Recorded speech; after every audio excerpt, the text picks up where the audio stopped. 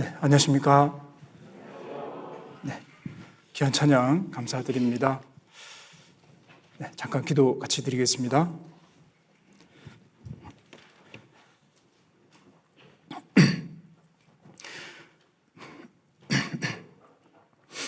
은혜와 사랑이 충만하신 거룩하신 하나님 감사드립니다.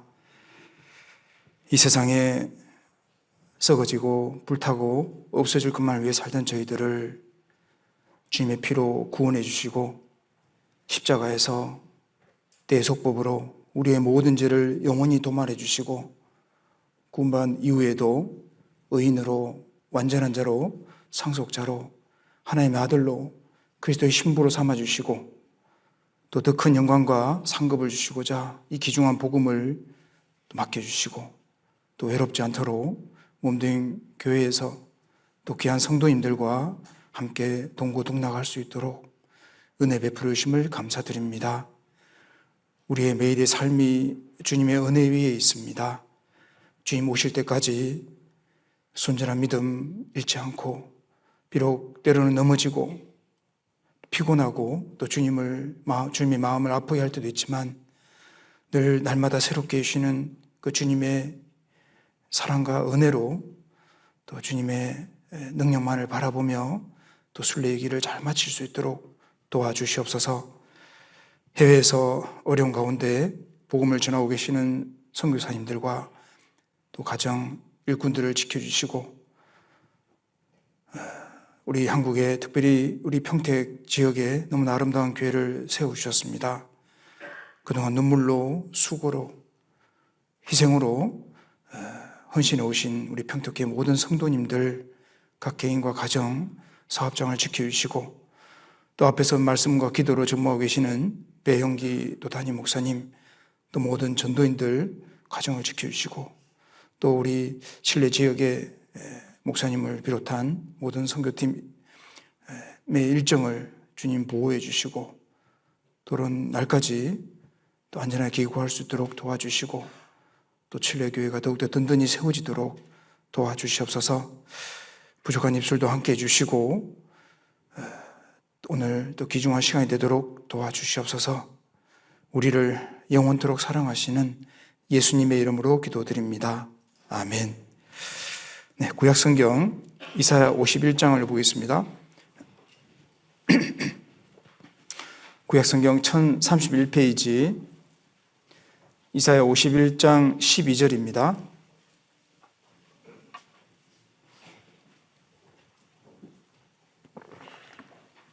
이사야 51장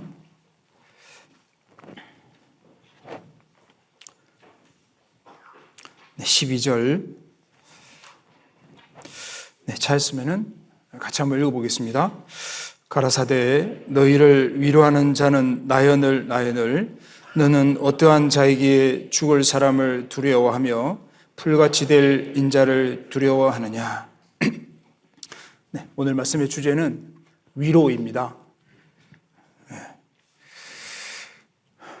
네.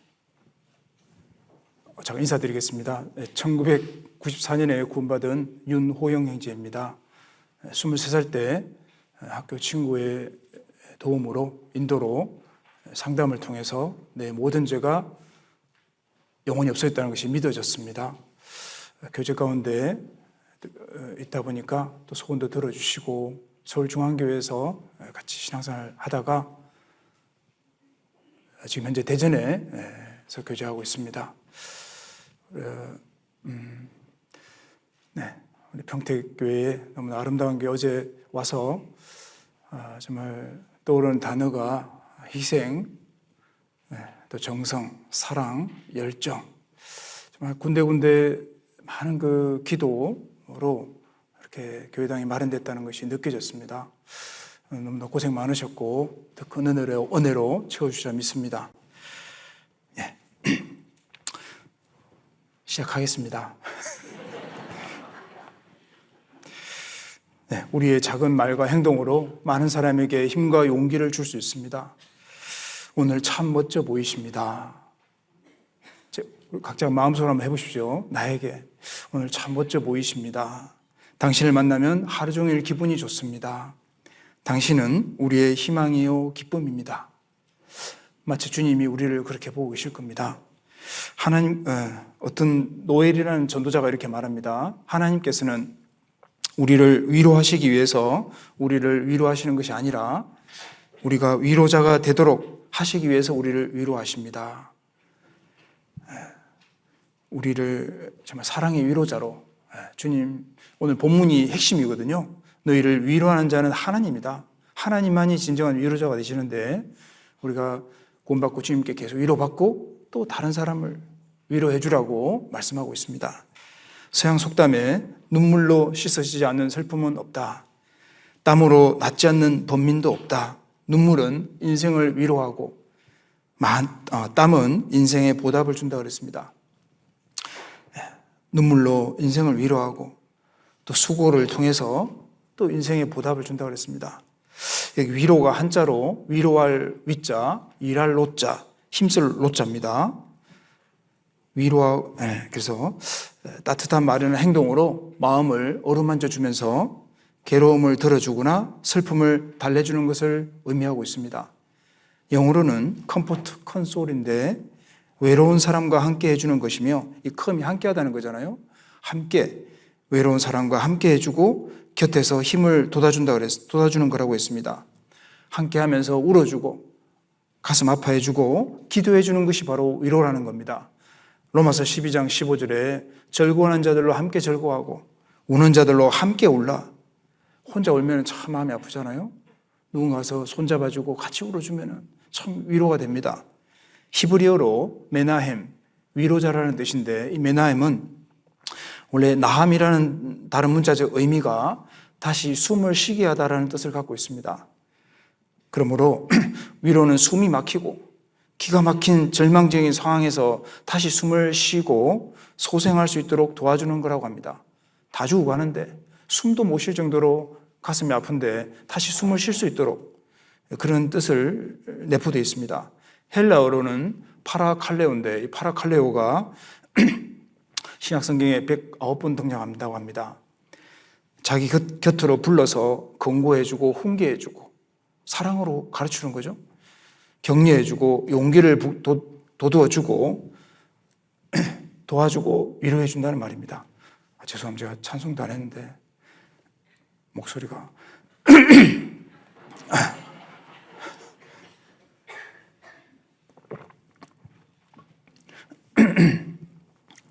예. 자동차든 기계든 시동 걸리려면 시간이 좀 걸립니다. 처음이 좀 어려워요.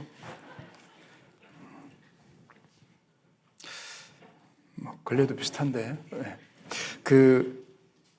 그래서 자기 곁에서 정말 격려해주고 용기를 북돋아주고 도와주고 위로하는 성경에 그런 인물들이 많이 나옵니다. 파라클레토스, 성경의 성령은 파라클레토스라는 원어를 갖고 있는데 이 뜻이 뭐냐면은 보혜사, 즉 은혜로 보호하시는 스승님을 말합니다. 은혜로 보호해 주시는 선생님, 그것이 바로 그 뜻이 성령입니다. 요한복음 14장 16절에 내가 아버지께 구하겠으니 그가 또 다른 보혜사를 너에게 주사 영원토록 너희와 함께 있게 하시리니. 참 위로가 되죠. 다른 보혜사, 성령인데 정말 은혜로 보호해 주시는 선생님을 우리에게 주시고 죄사함 받을 때 내 영혼에 들어오시고 안 나가시잖아요. 늘 나를 지켜주고 보호해 주십니다. 성령께서는 우리 속에 내주하면서 권고하고 훈계하고 격려해주고 용기를 북돋아주고 도와주고 변호해주고 위로를 해주는 존재입니다. 로마서 8장 26절에 이와 같이 성령도 우리 연약함을 도우시나니 우리가 마땅히 빌바를 알지 못하나 오직 성령이 말할 수 없는 탄식으로 우리를 위하여 친히 간구하시느니라. 도와주신다고 그랬습니다. 그리고 교회가 평안하고 든든히 서가고 성장하기 위해서는 성령의 위로가 필요하다고 합니다. 사도행전 9장 31절에 교회가 평안하여 든든히 서가고 주를 경외함과 성령의 위로로 진행하여 수가 더 많아지니라. 성령의 위로로 수가 더 많아진다 그랬습니다. 그래서 교회가 부서가 우리 교구도 평안하고 성장하려면 성령의 위로가 반드시 필요합니다. 여기 본문에 이사야 51장은 1절 한번 보십시오. 이사야 51장 1절에 의를 쫓고 여호와를 찾아 구하는 자에게 주시는 하나님의 격려와 위로의 말씀으로 가득 차 있습니다. 하나님을 찾는 사람, 하나님의 뜻을 좇는 사람. 그래서 이사야 51장에는 위로라는 단어가 많이 나옵니다. 51장 3절에도 12절, 19절에도 기록되어 있습니다.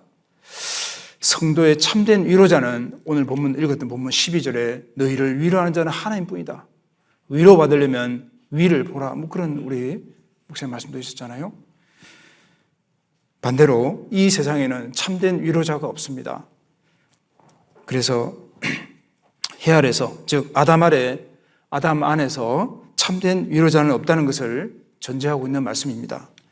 전도서 4장 1절에 해 아래서라는 말이 많은데 저희에게는 위로자가 없도다.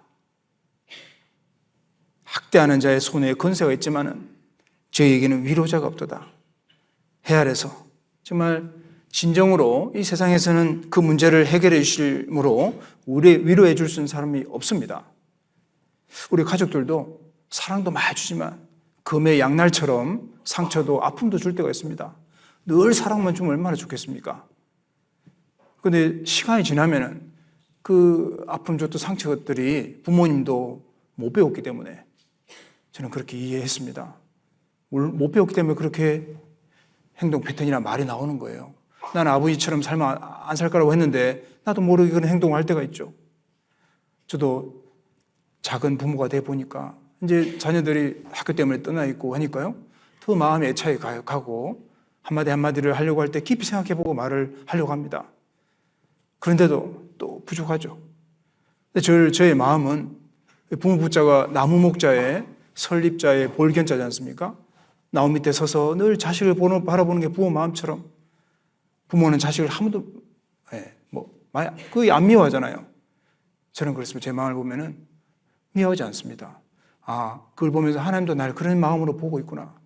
십자가를 통해서 늘 보니까 나를 완전한 사람, 아무 흠이 없는 자로 본다는 것이 또 믿어졌습니다. 그래서 진정한 위로자는 하나님밖에 없다. 오늘 본문이 설교의 핵심입니다. 진정한 위로자는 하나님 한 분밖에 없다는 것은 하나님이 인간의 몸을 입고 오신 그 예수님의 3년 반 공생애를 보면 분명히 알 수 있습니다. 요한복음 11장에 보면은 나사로가 죽었을 때 많은 유대인이 찾아와서 조문했죠. 하지만 또 그렇지만 여동생 그 가족 마르다 마르야에게는 전혀 위로가 되지 못하는 겁니다. 죽었는데 죽음 앞에서 무슨 위로가 있겠습니까? 위로할 수 없죠. 사람은 죽음이나 죽음 건너편의 문제를 해결할 수 없기 때문에 진정한 위로자가 될 수 없는 겁니다. 요한복음 11장 25절에 보면 예수님이 말씀하시죠. 나는 부활이요 생명이니 나를 믿는 자는 죽어도 살겠고 살아서 나를 믿는 자는 영원히 죽지 않는다 그랬습니다. 나는 부활이요 생명이다.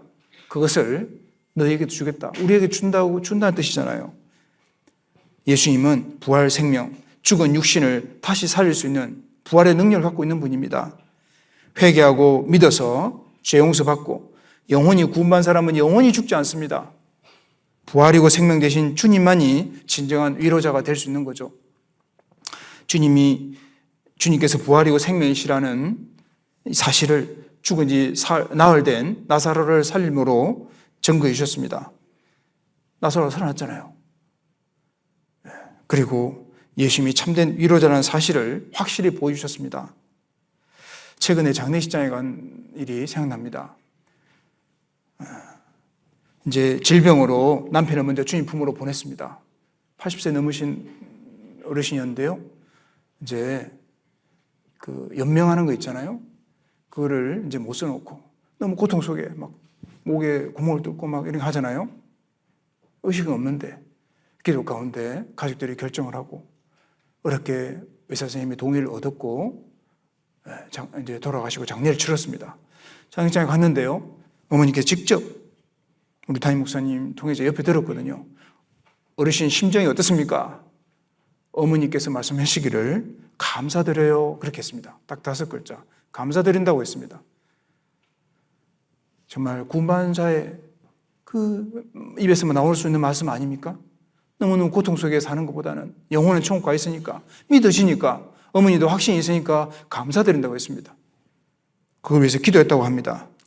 영혼은 천국 가 있으니까 정말 감사하다. 주님께서 부활이시고 생명이시기 때문에 그 위로가 저야가 되는 거죠. 자, 성도는 하나님께로부터 어떤 위로를 받을 수 있을까요? 이 본문 잠깐 찾아보시고 잘 아시는 말씀 고린도후서 1장을 보겠습니다. 본문 찾아보시고 신약성경 286페이지 고린도후서 1장 3절입니다.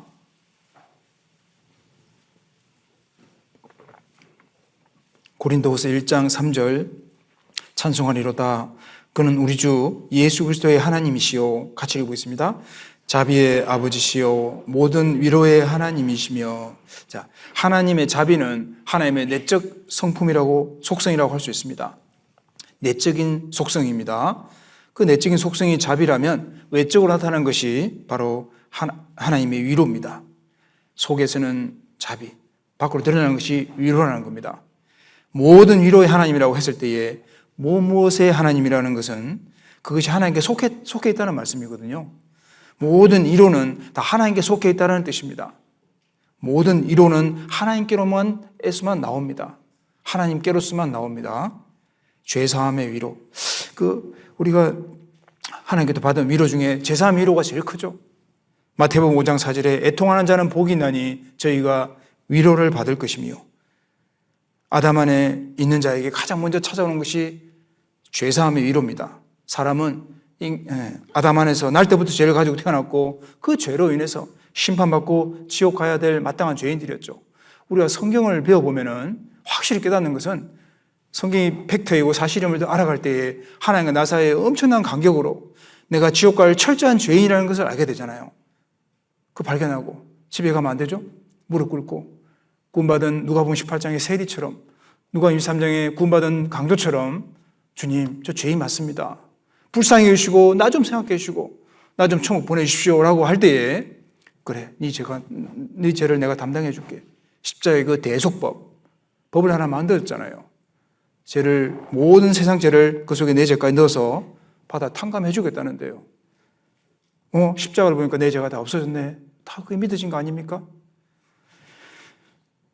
그래서 죄로 인해서 애통하는 자에게 죄 사함의 위로를 주십니다. 회개한 세리, 누가복음 18장에 나오죠. 세리는 멀리 서서 감히 하늘을 쳐다보지도 못하고 가슴을 치며 가로되, 이 가슴 치는 것이 회개하는 겁니다. 저 죄인 맞습니다. 저 좀 살려주십시오. 불쌍히 여기십시오. 내가 아직까지 죄 문제 해결 안 됐다면 천국 갈 수 없잖아요. 하지만 세리처럼 죄가 남아있구나, 불쌍히 여기십시오 할 때에 예수님이 십자가를 바라보게 되죠. 십자가를 보니까 내 죄가 다 처리돼 버렸잖아요. 이 사람이, 세리가 바리새인보다 어렵다 하심을 받고 집에 내려갔다고 구원받았다는 말씀이 성경에 나옵니다. 죄사함 위로를 받은 사람들이죠. 또 우리가 신앙생활에서도 얼마나 많은 위로를 받습니까? 이 고린도후서 1장 4절로 7절에 보면은, 4절로 7절 보면은 안 세봐도 됩니다. 위로라는 단어가 10번 나옵니다. 이 열이라는 단어가 전체라는 뜻이잖아요. 내 인생 전체에 위로를 주신다는 뜻이죠. 구원받을 때만 하나님의 위로를 받는 것이 아니라 구원받은 이후에도 하나님의 위로를 계속해서 받고 있습니다. 구원받은 이후에도 하나님의 위로가 성도를 따라다니고 있습니다. 특별히 주님을 의지하는 자에게 하나님의 위로가 있습니다. 그리스도인들이 환난 받을 때 환난 속에서도 위로가 있죠. 병원에 신방 가보면 또 위로받고 오지 않습니까? 또 우리 대전에 집사님 한 분이 계신데 90살 정도 되시는데요. 계단 청소하시다가 넘어져서 대퇴 아시죠? 엉덩이 밑에 있는 뼈? 그게 진짜 부러졌습니다.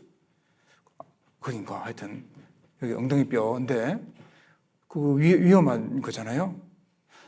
처음에 집사님이 징계라고 그랬거든요. 내가 너무 어렵게 잘 사시는데 믿음 지키고요. 근데 이제 치료하시고 긴 시간 치료하시고 몇 달 동안 요양사분이 오셨는데 요양사분이 2분을 전도하셔가지고 좀 있으면 이제 교제 안착될 것 같습니다. 말씀 듣고 계시고 남편분을 전도하고 계시는, 그걸 통해서 이 징계라고 했지만은 우리가 볼 때는 은혜다 이거. 집사님이 너무나 그런 모습을 통해서 또 구역 교구에 힘을 주시더라고요.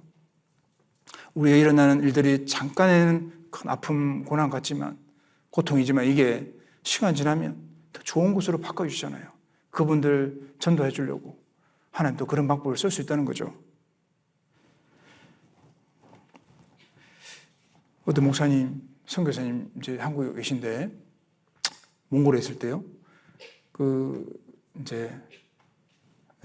목사님께서 어머니, 가족들 전도하려고 계속 기도했답니다. 전도가 안 되니까 이런 기도를 했었대요. 주님, 저를 쳐서라도 구원받게 해달라고 하니까 얼마 뒤에 암이 오셨어요. 4기였는데 어쨌든 이제 치료하고 어쨌든 그 한국에 와서 복귀했지만은 어머니께서 구원을 받았다는 얘기를 들은 적이 있습니다. 다 그렇게 기도하는 게 아니고 어쨌든 하나님은 어떤 인도하심이 있다는 거죠. 그래서 우리가 건강 주시고 열심히 살고 복음을 전하게 하심으로 또 위로가 되죠. 건강 주신 것도. 또 어떤 분들은 죽을 병에 걸렸는데 살려주셔서 주님을 위해서 다시 살 기회를 주셨다면, 또 다시 기회를 주셨다면 또 그것이 큰 위로가 됩니다. 빌립보서 2장 25절에 보면은 에바브로디도가 나오는데, 이 에바브로디도는 저가 병들어 죽게 되었으나 하나님이 저를 긍휼히 여기시고 또 근심 위에 근심을 면하게 하느니라. 주님이 불쌍히 여기시고 또 치료해 줬다고 되어 있거든요. 우리가 죽을 병에 걸렸을 때 또 치료해 주면 큰 위로가 되죠. 나에게 다시 새 삶을 주셨구나. 그런 적 없습니까? 어제 평택 왔잖아요, 제가요. 잘 왔는데 좀 차들이 많더라고요.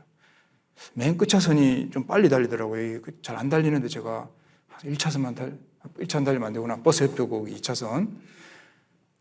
근데 이제 빨리 가려고 이제 잘 가는데 트럭 아저씨가 이제 살짝 이렇게 나를, 저도 피했습니다. 피하다가 제가 갈 뻔했는데 이 사람이 가면 안 되죠. 하나님이 시켜주셨는데 참 이것도 은혜고, 제가 강사숙소에서 너무 편안하게 잘 잤습니다. 그래서 또 이렇게 쭉 정리하다가 또 말씀 주시고 또 정리할 수 있도록, 참 부족한 사람을 위해서 많은 분들도 기도해 주신 분도 있구나.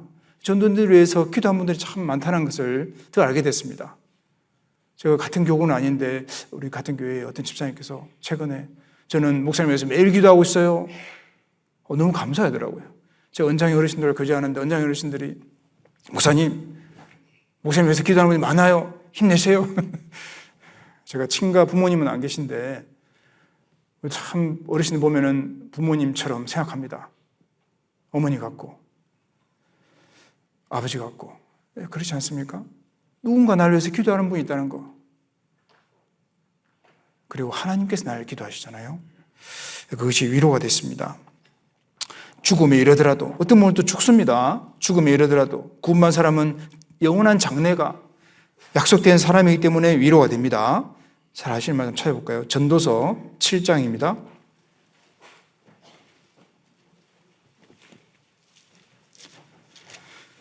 어르신들 뵈면 꼭 이 말씀 드립니다. 954페이지 전도서 7장 1절 같이 읽어보겠습니다.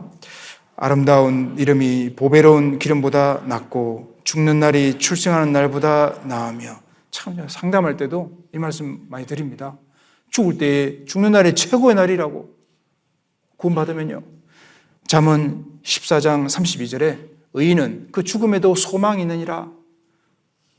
의인은 죽음에도 소망이 있느니라. 얼마나 위로가 되는 말씀입니까?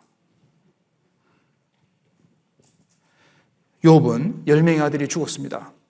그런데 후에 축복을 받았는데 재산은 2배를 받았죠. 자녀는 10명만 받았습니다. 왜냐하면 이미 10명이 천국 가 있기 때문에 그걸 암시하고 있습니다. 그래서 욥이 엄청난 재앙을 받았잖아요. 우리 중에 재산 다 날아가고 하루아침에 10명 자식이 죽는 일이 없잖아요. 머리도 발끝까지 병이 나고 엄청난 재앙을 받았는데도 하나님한테 허락하신 거죠. 마귀한테 허락했잖아요. 근데 욥은 물론 깊은 내면에 교만도 있었지만은 기다렸습니다. 새 친구 와서는 엉뚱한 얘기 하잖아요. 네가 쟤 때문에 그렇다고. 근데 엘리후가 정말 맞는 말 했었고, 욥기 38장부터는 쭉 하나님이 두 가지 얘기하잖아요. 천지 창조를 얘기했습니다.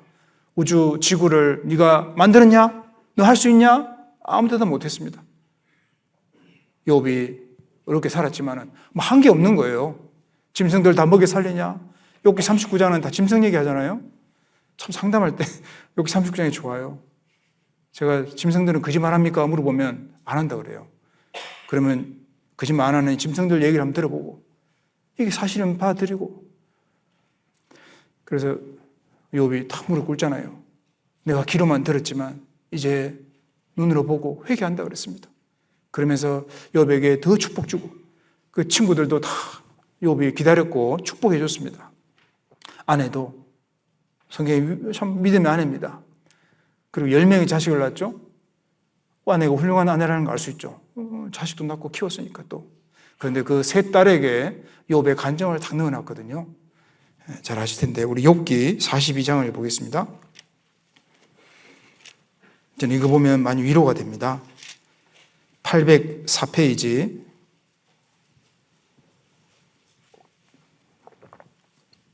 구약성경 804페이지 욥기 42장 13절, 또 아들 7과 딸 3을 낳았으며 14절 15절을 같이 읽고 있습니다. 그가 첫째 딸은 여미마라 이름하였고 둘째 딸은 그시아라 이름하였고 셋째 딸은 게레나북이라 이름하였으며 전국 중에 욥의 딸들처럼 아리따운 여자가 없었더라. 그 아비가 그들에게 그 오라비처럼 산업을 주었더라. 이게 뜻이 있는데 여미마가 해같이 막다라는 뜻입니다. 해같이 막다. 그시아는 성소의 그윽한 향기라는 뜻입니다. 성소의 그윽한 향기. 게레나북은 아름다운 자녀라는 뜻입니다. 그러면 연결해 보면 해같이 맑고 그윽한 향기가 나고 아름다운 자녀로, 아름다운 인생으로 욥을 바꿔주셨듯이 우리 인생도 바꿔줄 거 아닙니까? 저는 그렇게 믿어졌습니다. 그래서 우리 모두가 지금은 울고 가죠. 하루하루가 또 고난이 있고 각자마다 집집마다 아픔이 있고 상처가 있습니다.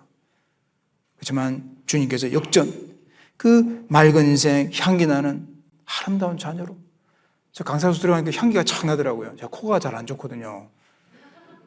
귀는 또 예민하고. 그래서 근데 향기가 좋으니까 많이 난 거예요. 하여튼 어디서 나는지 모르겠지만은 향기, 평택교회 향기.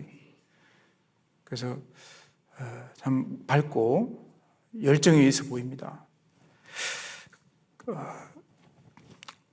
그리고 또 하나님 말씀으로 우리가 위로받습니다. 시편 119편 50절에 이 말씀은 나의 곤란 중의 위로라. 주의 말씀이 나를 살리셨음이니이다. 곤란 중의 위로라. 고난 중의 위로다. 말씀이요. 함께 해주시겠다는 말씀이 있죠. 마태복음 28장 맨 끝에 28장 20절에 내가 세상 끝날까지 너희와 항상 함께 있으리라. 세상 끝날까지, 죽을 때까지 함께 하신다고 그랬습니다. 창세기 28장 15절에 홀로 부모를 떠나 이제 떠났잖아요. 야곱이요. 형을 속이고 아버지도 속이고. 내가 너와 그때 이제 약속했습니다. 돌베개 베고 피곤해서 자고 있는데 내가 너와 함께하여 내가 어디로 가든지 너를 지키며 너를 이끌어 이 땅으로 돌아오게 할지라. 내가 내게 허락한 것을 다 이루기까지 너를 떠나지 아니하리라. 내가 내게 허락한 것을 허락하였습니다. 다 이루기까지 너를 떠나지 아니하리라. 우리에게도 주신 약속이잖아요. 하나님께서 야곱에게 하신 약속을 지키셨습니다. 우리에게도 약속하시고 약속을 반드시 지키십니다. 약속은 법칙입니다. 그리고 도와주시겠다는 말씀. 이사야 41장 10절에 두려워 말라. 잘 알잖아요. 내가 너와 함께 아님이라. 놀라지 말라. 나는 내 하나님이 됨이니라. 내가 너를 굳세게 하리라. 참으로 너를 도와주리라. 참으로 나의 오른손으로 너를 붙들리라. 시편 8편에 보면은 주의 손가락으로 만드신 해와 달과 별들을 보니. 별 좋아하시죠? 대진에서 별을 하나 봤는데 잘 안 보이지만 하나가 잘 밝게 보였습니다. 제가 누워서 보는데 저게 안 떨어져서 감사하다라는 생각이 들었습니다. 가만히 있는 게 아니잖아요. 반짝 달려있는 게 아니고 움직이는데 저기 떨어지면 우리는 가는데 어떤 분은 이야기하니까 목사님 그런 생각도 하시네요. 천문학자들이 말하기를 그 바늘 끝 레일로 별들이 지구도 달도 달린다 그러잖아요. 누가 돌리고 있습니까? 근데 안 떨어지고 목성 토성이 막아주고 자기장으로 막아주고 얼마나 감사합니까? 근데 하여튼 해달별은 손가락으로 만들었다는 거죠. 그렇지만은 나를 구원할 때는 또 나를 인도하실 때는 오른팔로 신명기 33장에 찾아보십시오. 그 잘하시마. 못 외우겠네요. 신명기 33장 보겠습니다. 잘 아실 거예요. 318페이지 보시면 구약 성경 318페이지 33장 27절 영원하신 하나님이 너의 처소가 되시니 그 다음 읽어보겠습니다. 그 영원하신 팔이 내 아래에 있도록 됐습니다. 팔이 밑에 받치고 있잖아요. 또 3절에 보시면 신명기 33장 3절에 여호와께서 백성을 사랑하시나니 모든 성도가 그 어디에 있습니까? 수중에 손 숫자 가운데 중자니까 손바닥에 있는 겁니다. 이사야 49장에 내가 너를 손바닥에 새겼고 이런 말씀도 있고 시편 18편인가요? 나를 눈동자가 지키시고 31장 몇 절이에요? 하여튼 똑같은 말씀이 있습니다. 이런 말씀이 많습니다. 33장 12절에는 여호와의 사랑을 입은 자는 그 곁에 안전히 거하리로다. 여호와께서 그를 날이 맞도록 보호하시고 그로 자기 어깨 사이에 처하게 하시리로다. 날 업고 간다는 얘기죠. 손바닥에 새기고 업고 가고 늘 오른팔로 또 오른팔이죠. 다 받치고 있으니까 두 팔로 뭐가 걱정이냐는 거죠. 자꾸 잊어버리잖아요, 우리가요. 이런 것이 위로가 되었습니다. 자, 도와준다는 말씀이고 또 피할 길도 주신다는 말씀. 고린도전서 10장 13절에 사람이 감당할 시험 밖에 너에게 당한 것이 없나니 감당할 시험 외에는 안 준다는 거죠. 하나님 미뻐사 신실하사 너희가 감당치 못할 시험 당함을 허락지 아니하시고 또 시험 당할 점에 피할 길을 내사 내가 너희로 능히 감당하게 하시느니라. 또 하나님의 말씀의 확실성이 우리의 큰 위로가 됩니다. 이거는 확실한 말씀이잖아요. 그럼 나만 확실하면 되잖아요. 민수기 23장 19절에 하나님은 어찌 그 하신 말씀을 행치 않으시며 하신 말씀을 실행치 아니하시라. 말씀하시고 바꾸시는 분이 아닙니다. 우리는 가끔 바꾸잖아요. 그래서 하나님은 그대로 행하신 분입니다. 그리고 근데 성도가 하나님께 위로를 받지 못하는 이유가 뭘까요? 그 본문에 있습니다. 죽을 사람을 두려워하며 풀같이 될 인자를 두려워하느냐? 죽을 사람을 두려워하며 풀같이 될 인자를. 사람은 풀이라고 그랬습니다. 아무리 잘 나가도 풀입니다. 사람을 두려워하면 올무에 걸리죠. 사람과 환경을 너무 크게 생각하기 때문에 위로받지 못할 때가 있습니다. 자꾸 환경에서 내 생각이 사로잡혀서. 잠언 29장 25절에 사람을 두려워하면 올무에 걸리게 되거니와. 베드로는 갈릴리 바다 위를 걸어갔습니다. 걷다가 바람 보고 빠졌죠. 마태복음 14장 30절에 바람을 보고 무서워 가는지라. 우리는 우리 앞에 있는 사람이나 환경을 더 크게 볼 때가 많습니다. 그런 말이 있죠. 사람에게 위로나 인정을 받으려고 하지 말고 주님을 바라보라. 제 아내가 해준 말씀입니다. 말입니다. 오늘 뒷부분에 시간을 잘 조절해야 되는데 제가 항상 자매님들 많이 좀 세워줄 말 해가지고 형제들이 안 좋아하더라고요. 근데 오늘은 형제에 대한 말씀이 있습니다. 제가 오늘 아침에 아내한테 전화하면서 물어봤습니다. 형제들이 좋아할 것 같다고. 근데 제가 정읍교회에 있을 때에 우리 80세 넘으신 어르신이었는데 제가 큰 걸 배웠습니다. 2시간 동안 비싼 교육을 받았는데 공짜로 알려드리겠습니다. 형제들이요, 아내를 대통령 모시듯 모셔라. 그거를 2시간 정도 들었어요. 커피 한 잔 주시면서. 아내를 대통령 모시듯. 아니, 제가 가게를 하신 분인데, 어르신, 정말 이렇게 내장산 앞에서 기념품도 파시고 참 좋겠습니다 했는데, 아니, 목사님, 내가 왜 지금까지 일한 줄 아세요? 우리 남편이 제 말을 안 들어서 그래요. 너무 마음이 좋아가지고, 보정을 다 써가지고 그냥. 아내 말 안 듣고, 아내한테 물어보면, 제가 책을 보니까 아내는 남편 옆에 있는 사람이 사기꾼인지 진실된 사람인지 금방 나온대, 이렇게 스캔이 된대요. 촥! 예? 우리는 형제님들은 머리도 발끝까지 잘 안 되잖아요. 저는 주일날 자매가 치마를 입었는지 집에 올 때 보입니다. 안 보여요. 당신은 치마 입고 왔어. 이렇게. 그래서 자매님들은 샥 보면 샥 보이는 거죠. 그러니까 공부하면 할수록 힘센 거 빼고는 모든 것이 다 딸립니다. 그러니까 이길 생각도 하지 마시고 6장면을 동시에 돌리는 그 자매님의 능력들, 그래서 결혼을 해야 돼요. 형제들은요. 성공할 수밖에 없는 거예요. 다 보이는데 뭐. 그래서 그렇게 이제 그것만 하겠습니다. 하여튼 형제님들, 자매님들이 아주 대단하신 분들이고 아내 말을 잘 들으면 성공할 것 같습니다. 성공합니다. 그래서 사람에게 위로 인정받으려고 하지 말고 주님을 바라보라. 이사야 그 본문 다시 보겠습니다. 여기 알려주고 있거든요. 이사야 51장 13절에 이사야 51장 13절 보시면 하늘을 펴고 땅의 기초를 정하고 너를 지은 자 여호와를 어찌하여 잊어버렸느냐. 하늘을 펴고 땅의 기초를 정하고 너를 지은 자, 창조주죠.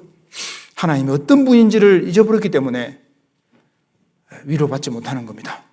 창조주, 하나님의 만유의 통치자, 전지전능자, 무한자, 무한한 지혜와 능력이 있는 분이시고 하나님은 성도가 잘 되기를 바라시고 모든 것을 행하시는 분이시고 악을 선으로 바꾸시는 분이시고 대통령 왕의 마음대로 움직이잖아요. 하나님은 우리 출애굽기 보면은 제가 참 성경 보면서 개구리 피게이파 우메 악동 하여튼 그거 개구리장 있잖아요.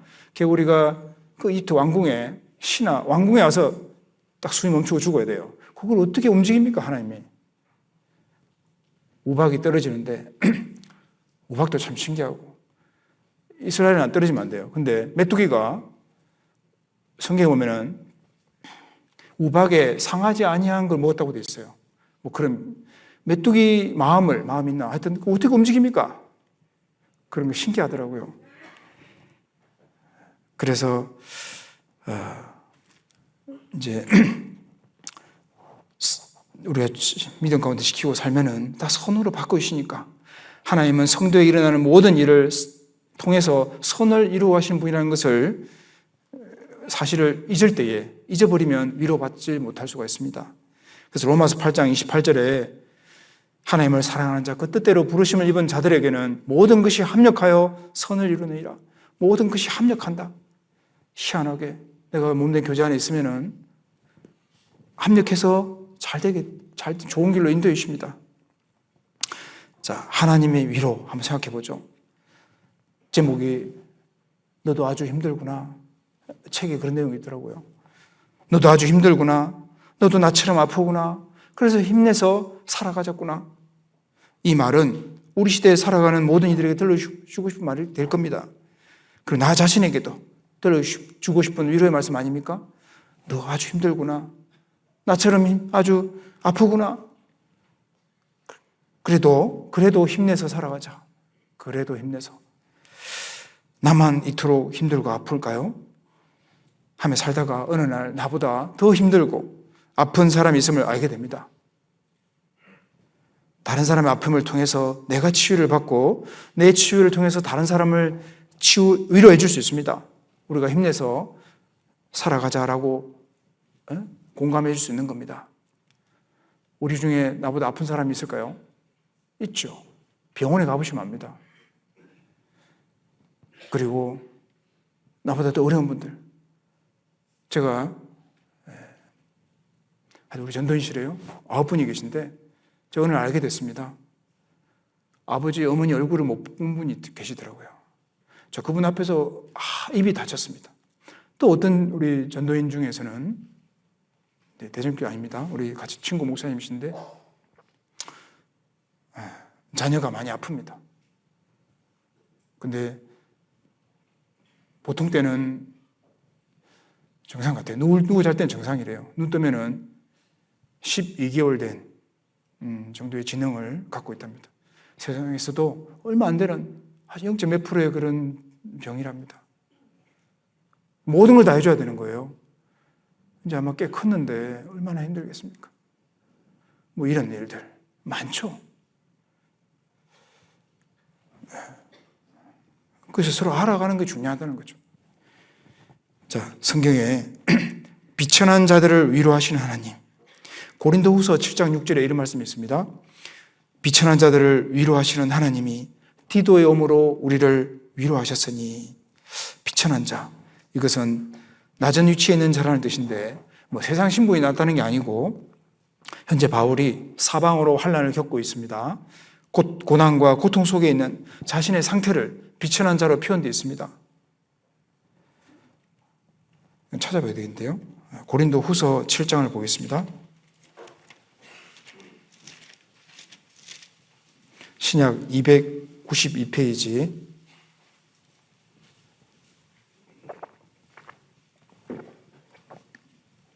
고린도후서 7장 6절. 그러나 비천한 자들을 위로하시는 하나님이 디도의 오므로 우리를 위로하셨으니.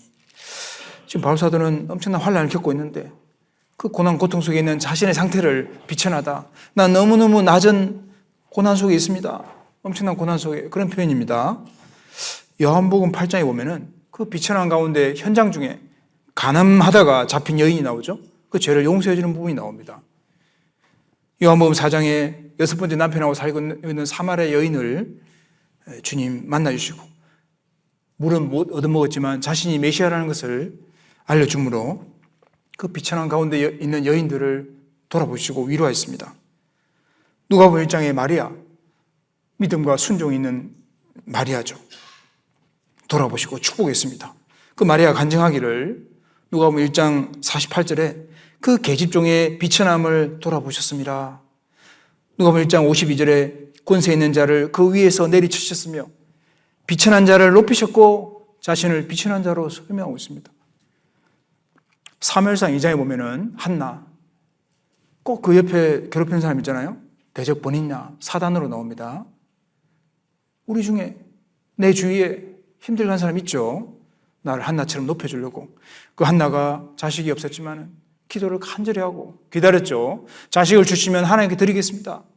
사무엘 쉬고 사무엘상 2장에 간증했습니다. 7명 나왔다고 기록되어 있거든요. 여기 찾아보겠습니다. 결론은 7명입니다. 사무엘상 2장을 보시면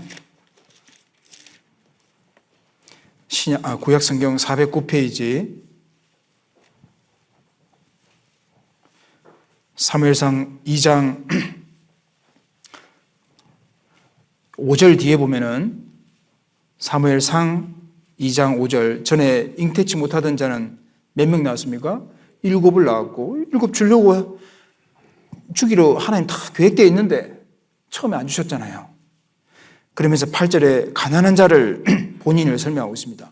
죄밖에 없는 빈털터리 가난한 사람을 진토에서 일으키시며 피폐한 자를 그름더미에 드사 귀족들과 함께 앉게 하시며 영광의 위를 천사보다 더 높은 하나님의 보좌 옆에 나를 앉게 하시는, 얼마나 그런 말씀, 위로의 말씀입니까?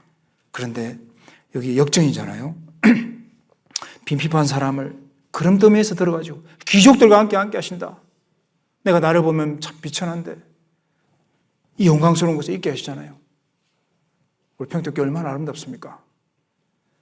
여기 오시면 다 구원받을 것 같아요. 정말 희생이, 눈물이 들어가 있고,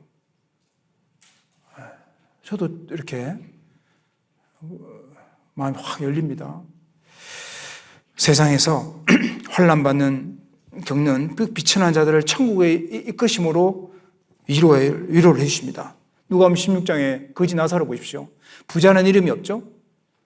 악인의 이름은 썩는다 그랬습니다. 아기는 아무리 잘 나가도 구원 못 받으면 썩어요. 아무것도 아니잖아요. 근데 누가복음 16장에 그 나사로는 구원받기 때문에 이름이 기록되어 있고 주님은 나의 위로자다 그런 뜻이잖아요. 정말 비록 살 때는 부자의 상에 떨어지는 것으로 먹고 있었습니다. 잠자리도 그냥 대충. 근데 딱 죽을 때에 천사들에게 받들려 아브라함 품에 들어가고 영원한 위로를 받는다고 되어 있습니다.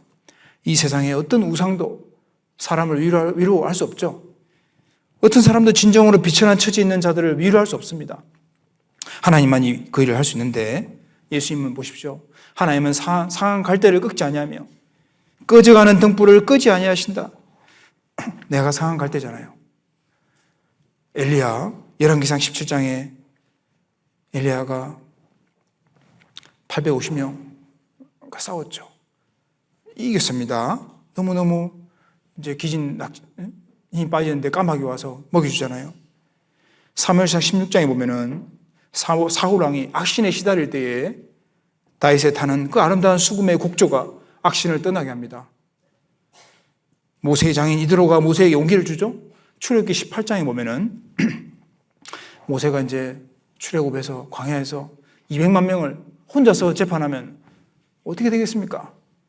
장인이 위로의 말씀을 조언을 해주잖아요. 그대 하는 것이 선하지 못하도다.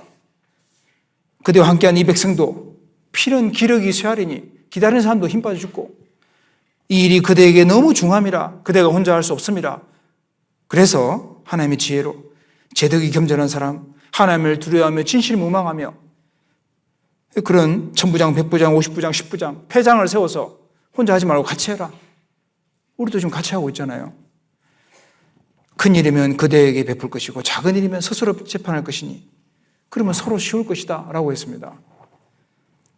출애굽기 18장 24절에 모세가 자기 장인의 말을 듣고 그 모든 말대로 하여라고 되어 있거든요. 그 조언을 잘 받아들이면 빛나는 인생이 되는 겁니다. 다윗과 요나단, 정말 다윗이 사무엘상에서는 고난을 받죠. 근데 좋은 친구가 있었습니다. 요나단입니다. 생명같이 사랑했던 요나단을 다 붙여줬잖아요. 그래서 위로를 많이 받습니다. 다윗과 요나단의 사랑 우정. 사무엘상 20장에서는 이거 한번 찾아보겠습니다. 찾아보시죠. 사무엘상 20장 구약 442페이지 사무엘상 20장 3절 뒤에 보면은 20장 3절 뒤에 진실로 여호와의 사신과 내 생명으로 명세하노니 나와 사망의 사이는 한 걸음뿐이라.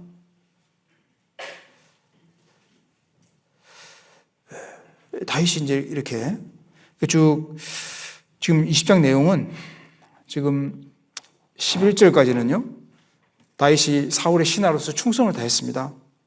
사울에게 살해당할 뻔한 고비를 여러 번 넘기면서도 블레셋과의 전쟁에 나가서 최선을 다해 싸웠습니다.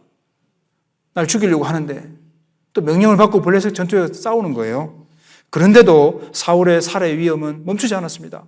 사울은 지금 다윗을 죽이는 데만 힘을 쓰고 있죠. 그런데 하나님께서 그 요나단을 붙여줍니다. 그 요나단의 도움으로 사울의 본심을 알게 해주죠. 활을 쏘는 자가 네 옆에 쏘면은 아버지가 살려줄 거고 앞쪽에 쏘면 도망가라 그랬습니다. 요나단이 알려줬어요. 아버지의 사울의 본심을 알고 활을 그 앞쪽에다 쏘게 해서 죽음을 면하게 해줬습니다. 이 요나단을 보면은 다윗을 믿으면 둘이 우정이 깨지지 않습니다. 정말 신실의 친구는 신실한 거예요. 변치 않는 겁니다. 변치 않는 사람이 아름답고 멋진 사람 아닙니까? 주님은 변치 않잖아요. 그래서 이제 12절부터 13절은 요나단이 다윗의 왕위 등극이 자신의 생전에 있을 것으로 생각하고 말하는 표현이 나옵니다. 13절에 보면 사무엘상 20장 13절에 그러나 만일 내 부친이 너를 해하려 하거늘 내가 이 일을 내게 알게 하여 너를 보내어 평안히 가게 하지 아니하면 여호와께서 나 요나단에게 벌을 내리시고 또 내리시기를 원하노라. 여호와께서 내 부친과 함께 하신 같이 너와 함께 하시기를 원하노라. 약속 지키잖아요. 정말 사랑하고 도와주고 이 말 한마디가 위로해 주지 않겠습니까? 위로함을 주지 않습니까? 다윗은 지금 죽음이 왔다 가나 혼자밖에 없는 너무나 외로운 상황이잖아요. 옆에서 이렇게 도와주는 분이 있잖아요. 그리고 약속을 지키잖아요. 요나단은 이렇게 말했지만요, 사무엘상 31장 8절에 가보면은 길보아 전투에서 자신의 아버지 사울과 함께 전사했습니다. 그리고 생전에 다윗이 왕이 되는 것을 보지 못했습니다.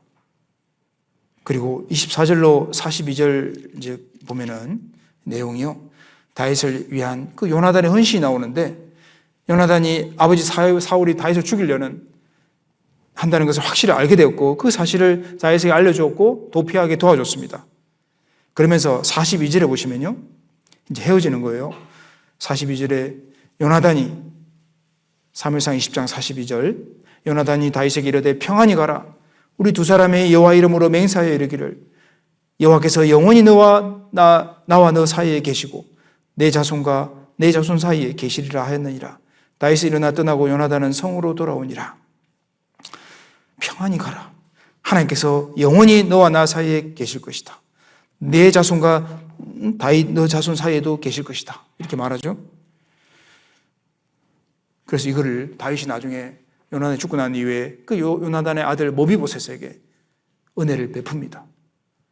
절뚝발이 모비보셋을 데려와서 같이 밥을 먹게 하고, 또 전쟁이 나서 도망갔지만은 이 모비보셋은 또 지키죠. 그리고 와서 정말 모비보셋도 참 우리 모습이고 다윗을 기다리고 다윗이 다 복을 줍니다. 뭐 그런 내용들이 쭉 나오는데, 이 다윗이요, 나중에는 요나단에게 3번 절을 합니다. 여기 20장 41절에 그 절 보면은 앞에 41절에 다윗이 3번 절했다고 나오죠. 같이 피차 입 맞추고 같이 울었다고 되어 있습니다. 이건 형식적인 예우의 표시가 아닙니다. 풍전등화. 너무나 지금 진퇴양난이죠. 팔이 목숨인데 그 목숨을 구해준 생명의恩인에 대한 진실한 감사의 표시였습니다. 다윗과 요나단 그 두 사람이 함께 부둥켜 안고 운 것은 지금 깊은 우정도 있고 이제 사랑의 교제를 더 이상 나누지 못하게 된 그런 슬픔, 또 앞으로 정치 없는 그 도피자의 삶을 살게 될 다윗의 비참한 현실 때문이었을 겁니다. 이제 헤어지면 언제 만났을까? 이후로 다윗과 요나단은 십항무지 수풀에서 잠깐 만남을 가집니다. 십항무지 수풀. 전쟁, 지금 다윗을 죽이려고 하는 상황이기 때문에 만날 수가 없는 거예요. 잠깐 만난 겁니다. 그때 만나고 잠깐 만남을 마지막으로 다시는 만나지 못했습니다. 사무엘상 23장 15절에 23장 보시죠. 23장 15절에 다윗이 사울의 자기 생명을 찾으려고 나온 것을 보았으므로 그가 십항무지 수풀에 있었더니 사울의 아들 요나단이 일어나 수풀에 들어가서 다윗에게 이르러, 그 다음 뭐라고 했습니까? 그로 하나님을 힘있게 의지하게 하였는데 위로를 줬다는 거죠. 말로. 곧 요나단이 그에게 이르기를, 17절을 처음부터 같이 한번 읽어보겠습니다. 곧 요나단이 그에게 이르기를 두려워 말라. 내 붙인 사울의 손이 내게 미치지 못할 것이요 너는 이스라엘 왕이 되고 나는 내 다음이 될 것을 내 붙인 사울도 안다 하니라. 자, 지금 후일 다윗이 이게 지금 이제 왕은 못했잖아요. 그러니까 못 봤잖아요. 이스라엘 왕이 되고 나는 내 다음이 될 것이다. 요나단이 엄청 믿음이 좋습니다. 원래 사울의 아들 요나단이 이어받아야 되는데 믿음이 있었고, 다윗이 왕이 될 거고 나는 두 번째가 될 거다. 하지만 이제 전쟁 때 죽었잖아요. 그래서 다윗이 너무너무 애도하는 심정이 또 나와 있습니다. 이 요나단의 말 한마디 한마디가 다윗에게 큰 위로를 준다 그 말이죠. 다윗은 사무엘하 1장 26절에 보면 이런 표현이 나옵니다. 사무엘하에서는 이제 왕이 돼서 쓴 거잖아요. 내 형 요나단이여, 내가 그대를 애통하면 그대는 내게 심히 아름다움이라. 그대가 나를 사랑함이 기이하여 여인의 사랑보다 성하였도다. 내 형 요나단을 통해서 내가 그 요나단의 죽음을 너무 슬퍼하면서 그대가 나를 사랑하는 것이 너무 놀랍다. 서로 사랑했습니다. 여러분, 사랑하면 위로의 말이 나오지 않겠습니까? 너무너무 사랑하면은 어떻게 판단만 할 수 있겠습니까? 저도 부족하지만 이렇게 상담이나 전도할 때 내 가족이라고 생각하면 답이 빨리 나옵니다. 내 가족이라면 내가 안 갈 건가? 대충 상담을 할 수 있을 것인가? 어떻게 말을 쉽게 할 수 없잖아요. 아우, 징계받았어. 그럼 위로가 됩니까? 가족들한테 그렇게 안 하잖아요. 내 가족, 내 남편, 내 자식이라면은, 내 부모님이라면은 어떻게 할 것인가? 쉽게 답이 나옵니다. 아예 그냥 빼버리세요. 그렇게 말이 안 나오죠. 바울은 아까 티도를 보내서 위로받다 그랬죠. 하나님은 우리 같은 일꾼들을 통해서 서로 위로를 주십니다. 사람을 통해서 위로하게 하십니다. 다른 영혼이 구원받을 때 하나님께 기쁨이 되죠. 우리에겐 더 큰 기쁨이 됩니다. 누가 구원받을 때 얼마나 기쁩니까? 내 가족, 기적처럼 그런 일이 일어나죠. 저도 최근에 그런 일이 있었습니다. 저 구원받은 지 한 28년 됐는데요. 우리 둘째 누님이, 저 누나가 넷이 있는데 둘째 누님이 작년부터 말씀을 들어주시고 올해도 확정하시고 주일 말씀, 수요 말씀 나가시고 축계 수양에 하루 주무시고 가셨습니다. 구역에서. 제가 잘 못하는데 우리 교회를 통해서 서울 은평교회에 계신데 도와주시는 거예요. 이런 마음이 들더라고요. 내가 여기서 똑바로 해야 내가 하나님이 마음 보시고 그 교회의 마음도 움직이시고 또 가족 전도도 도와주시는구나. 내가 제대로 못 살면은 다 지옥 보내는구나. 또 그런 마음도 올라옵니다. 그래서 누가복음 15장 7절에 보면은 죄인 하나가 회개하면 하늘에서는 회개할 것 없는 의인 99을 인하여 기뻐하는 것보다 더하리라. 죄인 하나가 회개하면 주님도 너무너무 기뻐하신다. 위로를 주십니다. 또 구원받은 사람들이, 성도들이 바르게 살아갈 때의 기쁨과 위로가 됩니다. 바르게 살아갈 때에. 요한 3서 1장 3절에 보면은 내가 진리 안에서 행한다 하니 내가 심히 기뻐하노라. 내가 내 자녀들이 진리 안에서 행한다 함을 듣는 것보다 더 즐거움이 없도다. 자녀들이 진리 안에서 행한다 함을 들을 때에 즐거움이 더 즐거움이 없다 그랬습니다. 네. 그래서요. 우리 서로 도와줘야 됩니다. 우리 임원분들 전화 오면 잘 받아주죠. 네. 골로새서 4장 11절에 유스도라 하는 예수도 너에게 문안하니 이들만 하나님 나라를 위하여 함께 역사하는 자들이니 이런 사람들이 나의 위로가 되었느니라. 바울 사도 하나님의 위로가 됐다는 겁니다. 주님 나라를 위해서 함께 역사할 때에 함께 동고동락하고 함께 살고 죽을 때에 같이 위로가 됩니다. 또 하나님은 실패자를 선용하심으로, 이 선용이 알맞게 쓰다는 뜻인데 알맞게 사용함으로 위로해 주십니다. 실패한 사람. 이 찬양 충만이라는 가사에 보면은 불러주면 좋지만 읽어드리겠습니다. 실패하여도 일어설 수 있는 것은 예수 안에 오직 나는 승리함이라. 자, 꿈은 찬양대였는데 안 불러주시더라고요. 그래서 그냥 실패하여도 일어설 수 있는 것은 예수 안에 오직 나는 승리함이라. 예수님은 실패한 베드로를 다시 회복시켜 주셨습니다. 예수님을 3번 부인한 베드로 찾아오셨죠. 다시 물고기 잡고 있으니까 그 갈릴리 호수에서 와서 물어보신 것은 요한복음 21장 15절에 요한의 아들 시몬아 내가 이 사람들보다 나를 더 사랑하느냐? 가로되 주여 그러하였다. 주님, 이제 주님 정말 사랑합니다. 죄를 다 용서해 주시고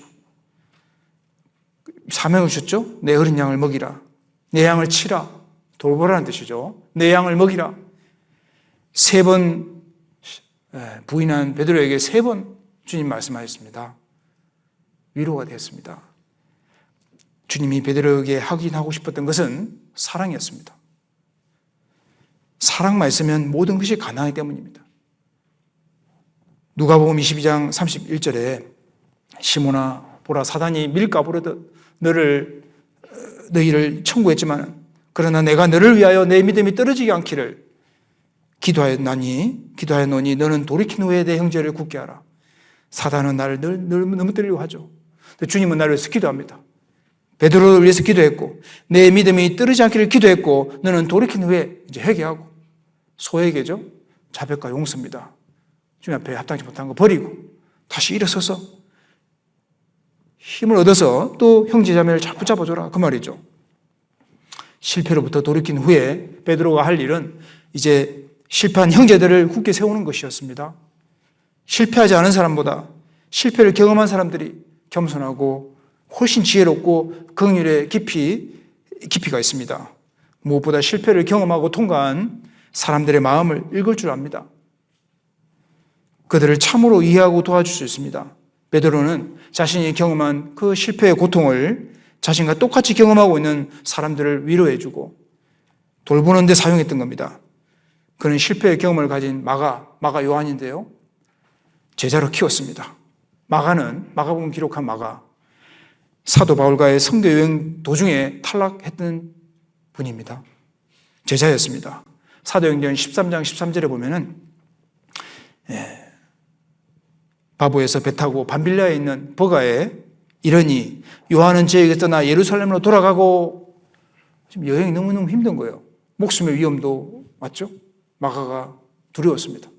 집에 가버렸습니다. 바울은 마가 요한을 한때 버렸지만 베드로가 데려다가 영의 아들로 삼았고 그리스도의 훌륭한 제자로 삼은 게 성경에 나옵니다. 길렀습니다. 베드로전서 5장을 보겠습니다.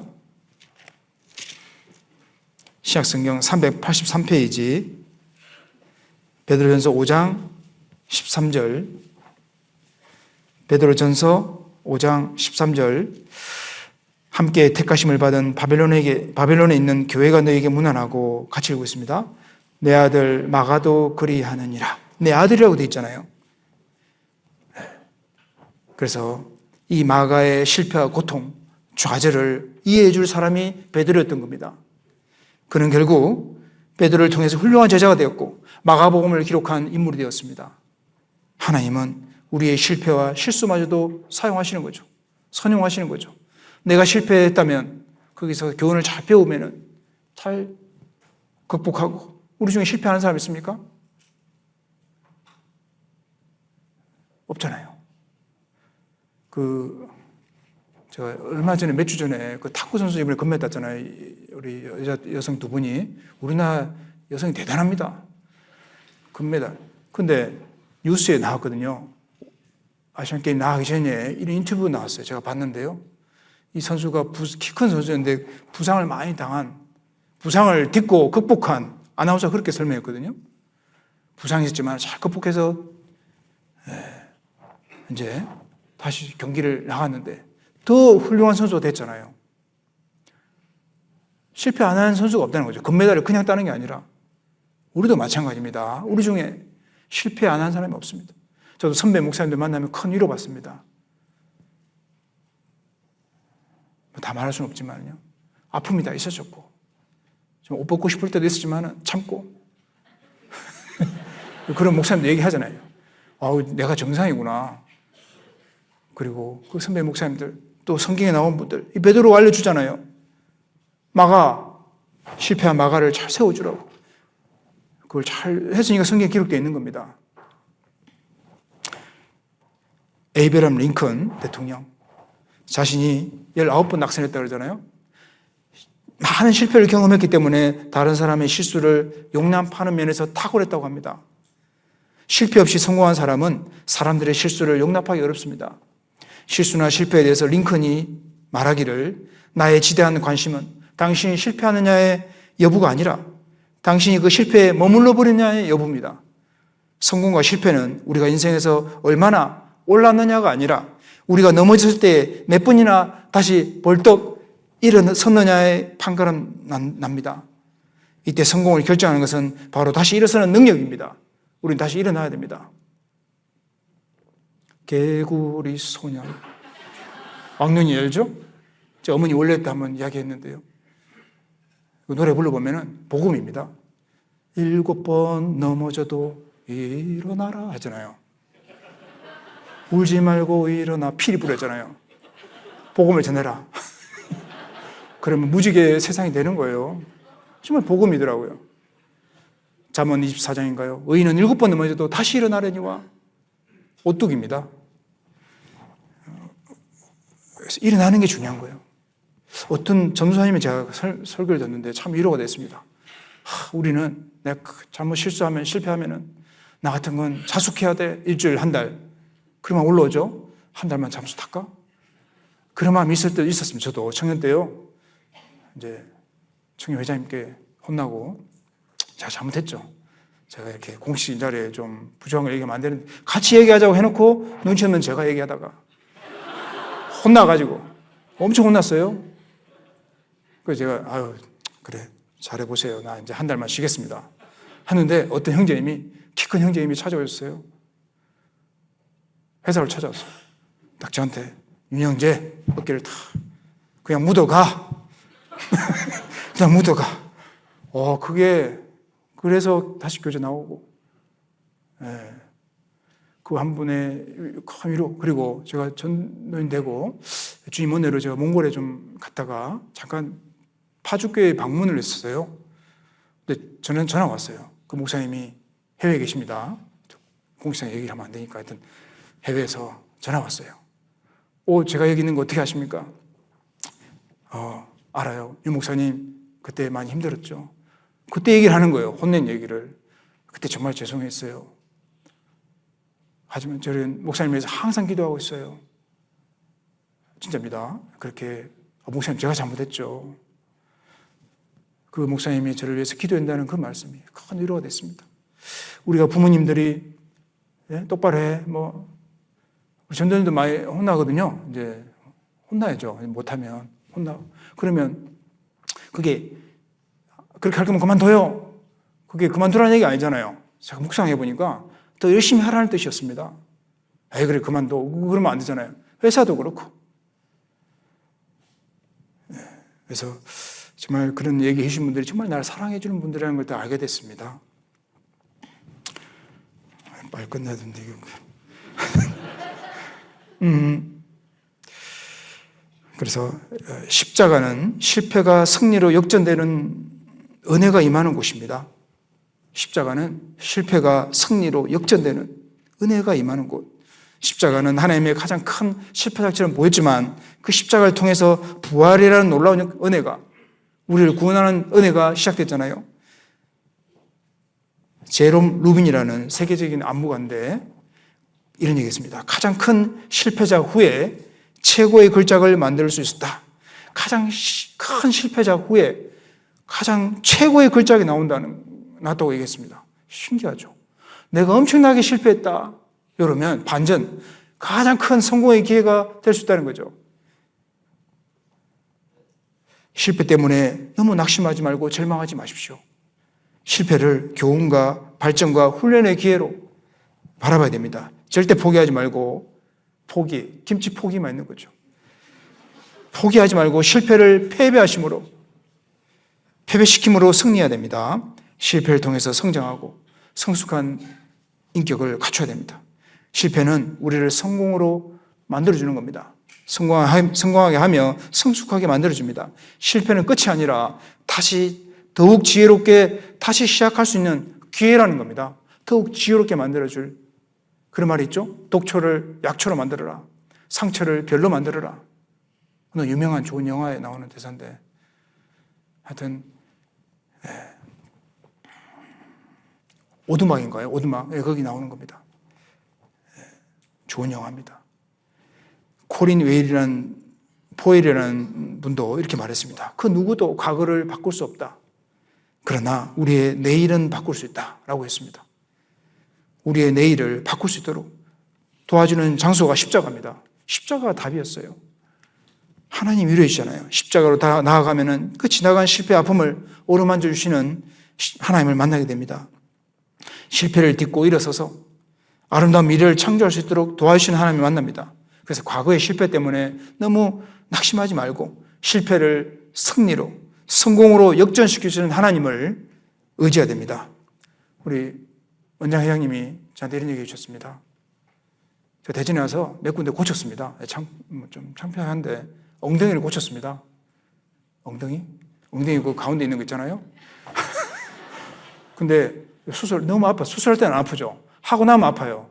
치엇으로 시작하는 단어입니다. 하여튼 근데 원장님이 이런 얘기 해주셨어요.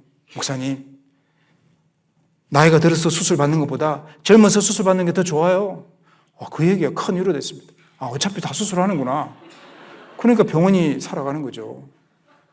다 수술하는데 어떤 분이 저한테 조양님이 그 얘기, 목사님 산에 너무 자주 가면 그 수술 받아요. 그러는 거예요. 우리 형제도 받았다고. 힘을 주니까. 어쨌든 간에 이제 다 DNA가 하나님께 생로병사 딱 정해놨으니까 누구든지 병이 오고 수술받고 치료하는구나. 고쳐서 쓰는 거예요. 근데 젊은 수술 받는 게 더 좋다. 그 한마디가 저는 큰 위로가 됐습니다. 다 같이 가는 길이구나. 1900년대 미국 펜실바니아에서 열차 사고로 많은 사람이 사망했다고 합니다. 그때 살아남은 기관사가 그 사고 충격으로 자책하면서요, 정신분열 증세를 보였다고 합니다. 어느 날 철도에서 사장님이 병상에 누워있는 그를 찾아왔습니다. 사장은 기관사의 손을 잡고 눈물을 흘리면서요, 그 사장님이 이렇게 말했답니다. 우리 서로 늙은 나이에 욕을 보는군요. 사원들에게 괴로운 일이 생기면 저도 괴롭답니다. 공감해 준 거죠. 당신 아픔이 저도 아픔이 됩니다. 이 따뜻한 말 한마디에 기관사는 정신분열에서 벗어나서 명쾌하게 사건을 처리했습니다. 내가 아프면 옆에 사람도 아프구나. 사람의 마음을 움직이는 것은 질책이 아니라 위로의 말이라는 겁니다. 따뜻한 손과 그 위로의 말이 마음을 움직입니다. 미국에서요, 뷸라라는, 결혼이라는 뜻이죠. 한 성실한 간호사가 있었는데 그녀에게 갑자기 급성 관절염이 왔답니다. 그녀 몸이 손을 쓸 새도 없이 몸이 굳어졌대요. 오른손 손가락 신경만 살아있었는데 그녀가 병상에 누워서 하늘과 운명과 세상을 원망하면서 세월을 보냈는데 어느 날 오른쪽 손가락을 사용할 수 있는 것에 감사하는 마음이 생겼고 그 오른손으로 전하는 일에 흥미를 느꼈고 뷸라는 병실에서 전화를 설치하고 그 병상의 환자들과 가족, 친구를 이런 슬픔에 젖어 있는 사람들에게 희망의 메시지를 보내기 시작했답니다. 그녀의 전화를 받고 수많은 사람들이 변화된 모습을 보였고 자살을 결심한 사람이 새로운 삶을 다짐했답니다. 이것이 바로 위로의 전화라는 전화의 시작이었다고 합니다. 위로의 전화. 육체의 장애가 오히려 봉사의 기회가 되기도 합니다. 사람은 누구나 남을 위로할 수 있는 아름다운 마음을 소유하고 있습니다. 그걸 깊숙이 숨겨 감추어 놓았을 뿐입니다. 다 위로해 줄 수 있습니다.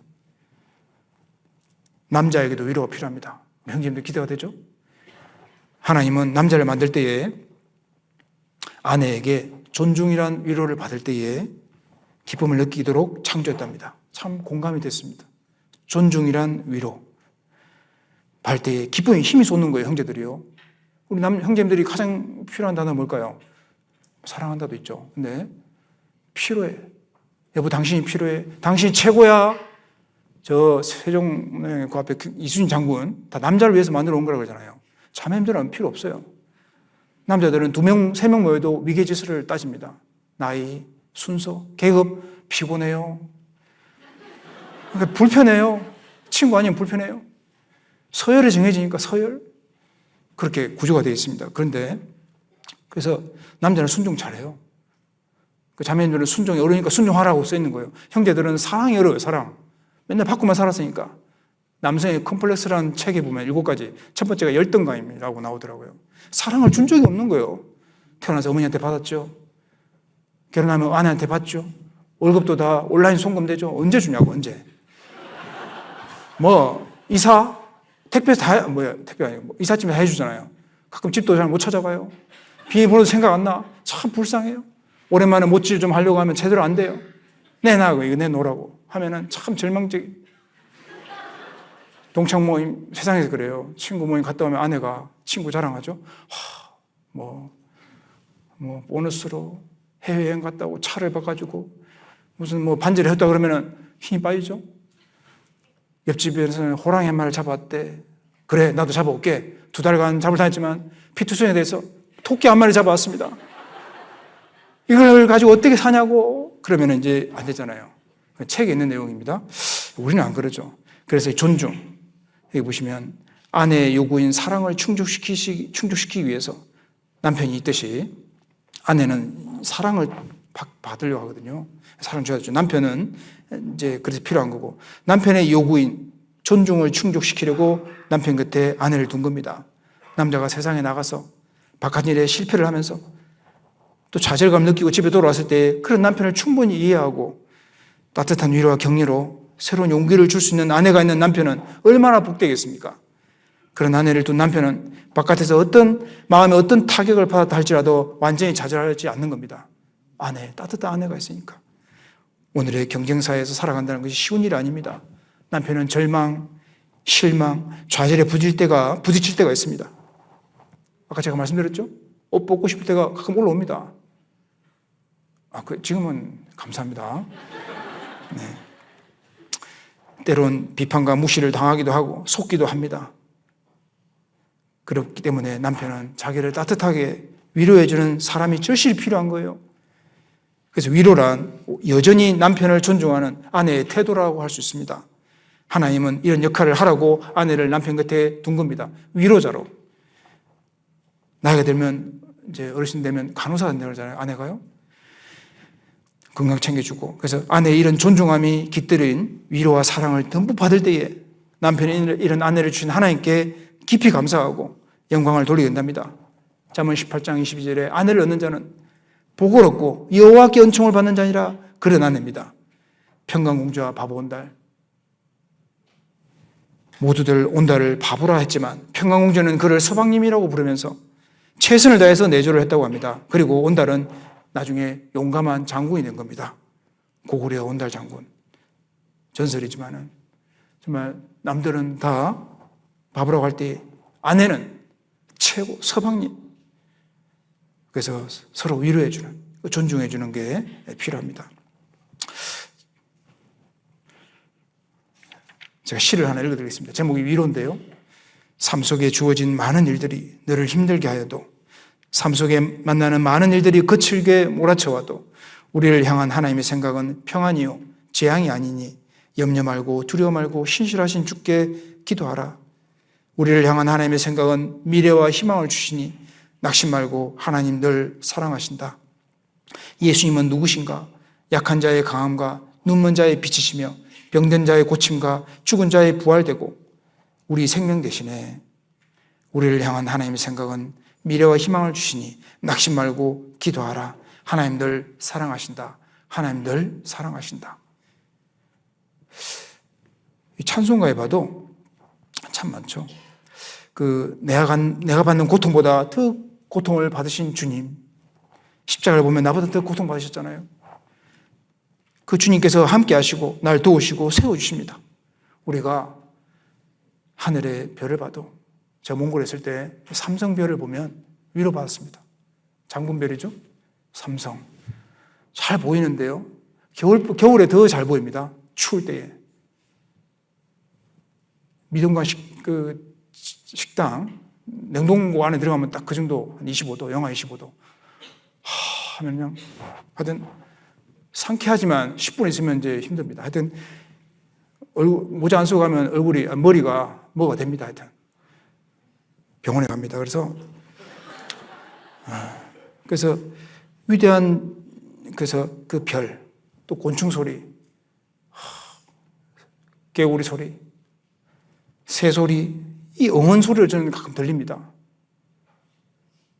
믿음관 그 비즘센터 올라갈 때 오른쪽 올라갈 때요, 약간 옆으로 45도 이렇게 나오는 나무들도 있었습니다. 자, 그 나무를 통해서 큰 위로를 받았는데요. 못생긴 나무, 부러진 나무, 왜 쟤는 옆으로 자라지? 그래도 주님이 사랑하시구나. 풀도 사랑하시고 다 사랑하셔요. 나도 사랑한다는 것이 믿어지고 그게 위로가 되더라고요. 곱슬머리죠, 제가. 곱슬머리거든요.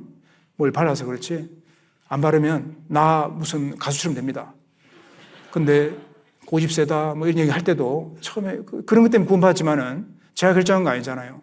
우리 어머니가 곱슬이니까. 근데 미용실 가니까 비싼 머리 내요. 그게 큰 위로가 되는 거죠. 우리가 다 비싸잖아요. 다 존귀한 분들입니다. 그래서 위대한 작품은 고난 중에 만들어지고 위대한 그 성품으로 만들어집니다. 위대한 성품은 고난을 통해서 형성됩니다. 하나님은 고난을 통해서 위대한 성품을 형성하도록 도와주는 거예요. 고난은 우리 인생에서 무엇일까요? 무엇이 가장 소중한 것을 알게 해주는 겁니다.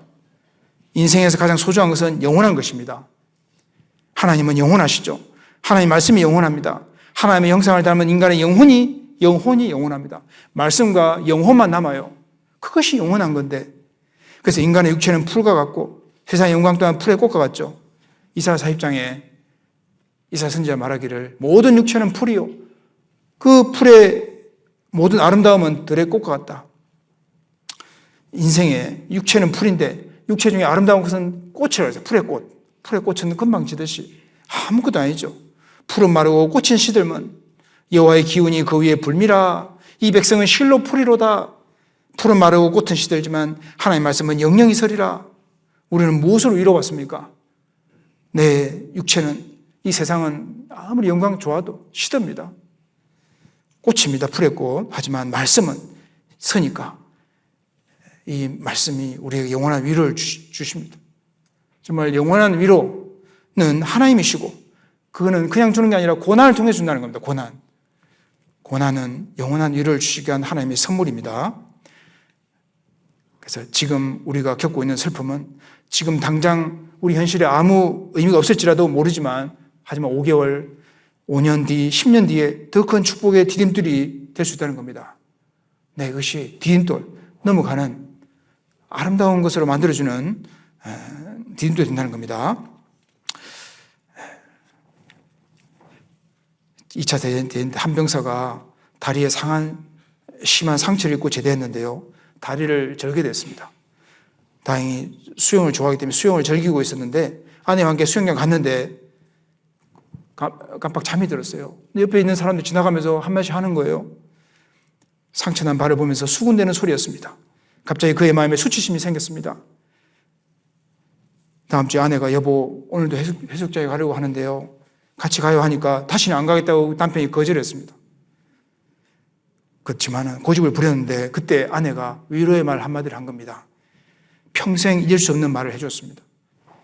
그 말 듣고 기쁜 마음으로 다시 해수욕장에 갔다고 합니다. 그 말이 뭐냐면은 아내가요, 여보, 당신 다리의 상처는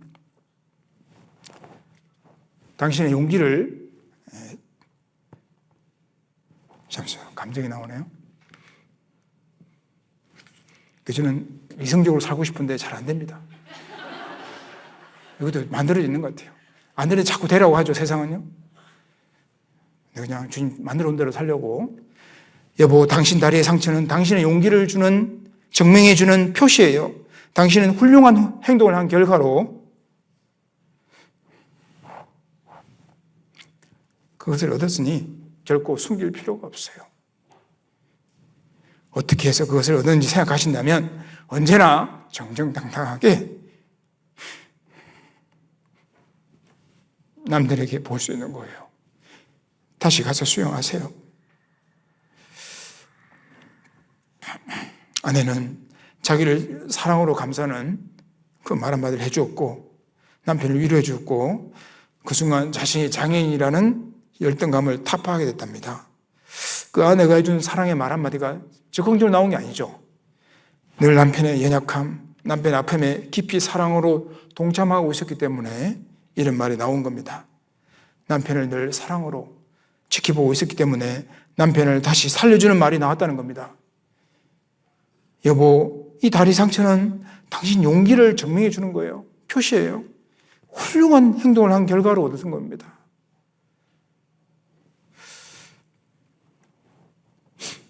저는 개인적으로 아버님이 뱃삭으로 이제 왼쪽 다리를 하나 잃으셨어요. 어릴 때 상처도 많이 받았고, 근데 가장 큰 상처를 받은 분은 저희 큰 누나, 형이었고 누나들이었는데 잘 몰랐습니다. 최근에 알았습니다.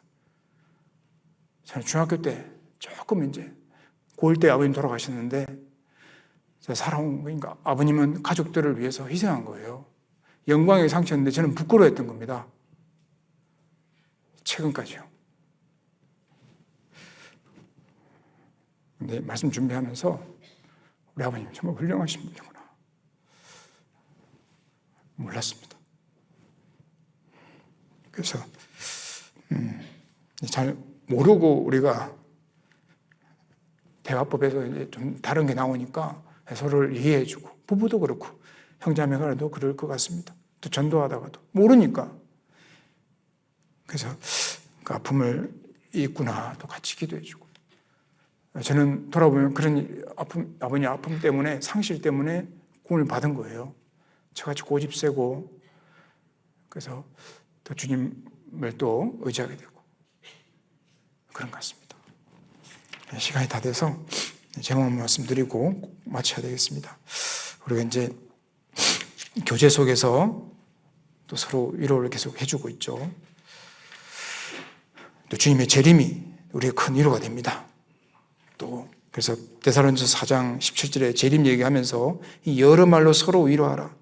주님의 재림은 너무나 큰 위로가 됩니다. 또 천국 가는 것이, 천국에 가는 대한 소망이 큰 위로가 됩니다. 네. 그리고 마지막으로 이 위로를 어떻게 받을 수 있을까?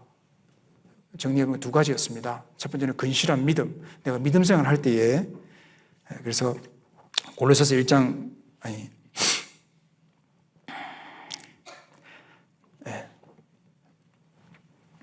데살로니가서 3장 7절에 보면은 너희 믿음으로 말미암아 너희에게 위로를 받았노라. 믿음으로 내가 신실한 그 근실한 근면성실한 믿음을 통해서 생활할 때에 주님께 계속 위로를 주십니다. 두 번째는 고난을 통해서입니다. 아까 말씀드렸죠. 그리스도를 위해 받는 고난을 통해서 넘치는 위로가 기다리고 있습니다. 더 큰 위로해 주려고. 이 위로를 잘 받으면 내가 다른 사람을 세워주고, 나도 세워주고, 다른 사람 일어나게 해주고, 결심하게 만들고, 주님께 영광 돌리는 삶으로 바꿔주는 겁니다. 정리하면은 이 말씀으로 정리하겠습니다. 이사야 49장을 보겠습니다.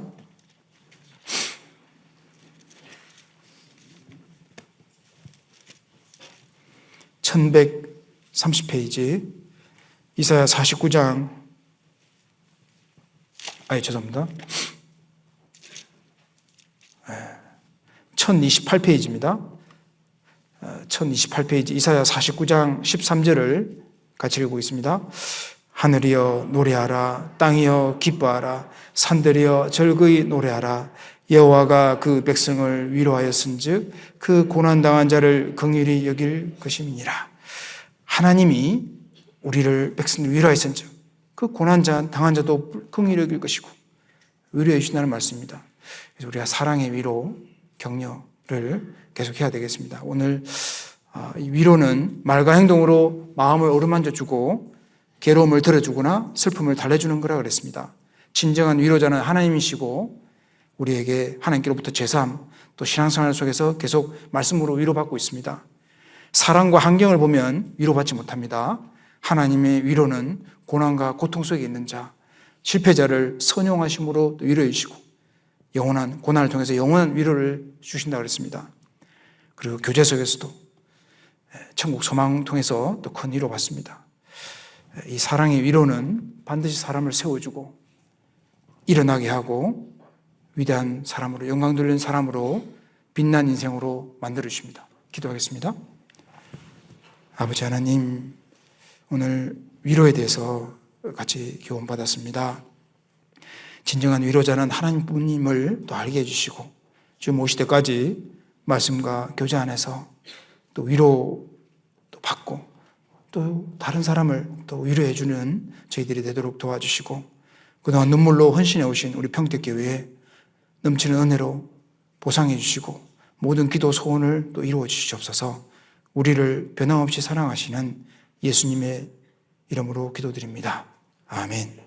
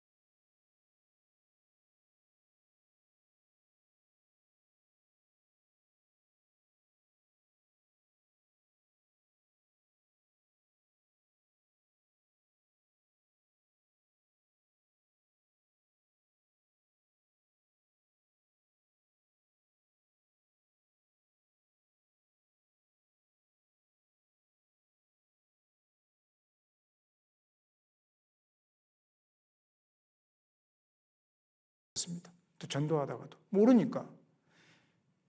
그래서 그 아픔을 있구나 또 같이 기도해주고. 저는 돌아보면 그런 아픔, 아버님 아픔 때문에, 상실 때문에 구원을 받은 거예요. 저같이 고집 세고, 그래서 또 주님을 또 의지하게 되고 그런 것 같습니다. 시간이 다 돼서 제목 말씀드리고 마쳐야 되겠습니다.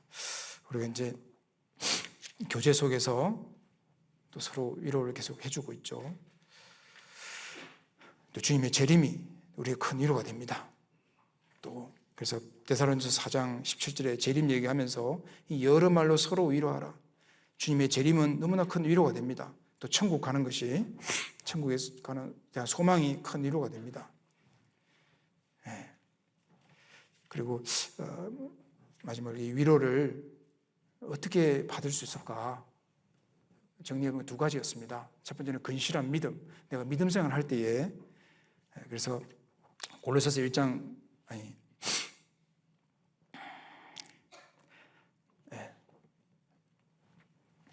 데살로니가서 3장 7절에 보면은 너희 믿음으로 말미암아 너희에게 위로를 받아노라. 믿음으로 내가 신실한 그 근실한 근면성실한 믿음을 통해서 생활할 때에 주님 계속 위로를 주십니다. 두 번째는 고난을 통해서입니다. 아까 말씀드렸죠. 그리스도를 위해 받는 고난을 통해서 넘치는 위로가 기다리고 있습니다. 더 큰 위로해 주려고.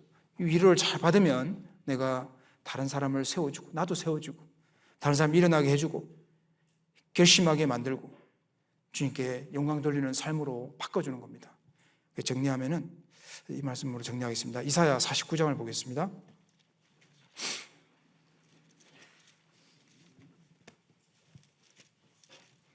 (1130페이지) 이사야 49장